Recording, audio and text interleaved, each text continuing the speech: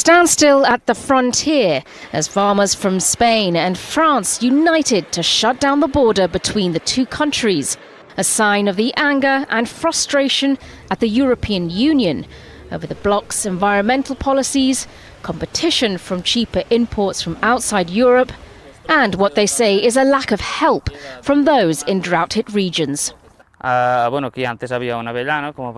This used to be full of hazelnut trees, but we had to burn them because everything dried up.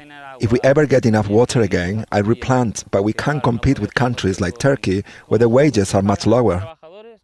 And it is those imports, they say, that undercut local produce, leaving many wondering if they're able to continue. Years go by, costs keep rising. If I had to start from scratch again, I wouldn't be able to. I'd have to leave.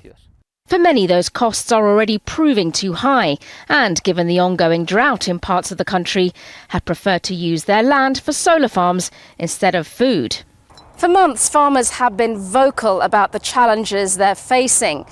And in the run-up to the European Parliament elections, they're warning the European Union that if its leaders don't do something to address the issues, it'll be a blow to Europe's food security. And it's that inability to guarantee food security that worries farming unions, as well as its environmental regulations.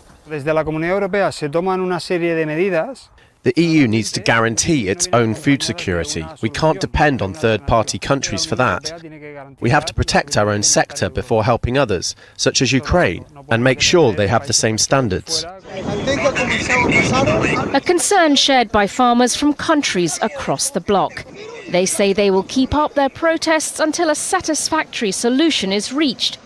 The question at this election will be if their anxieties will be heard and acted upon by leaders in Brussels.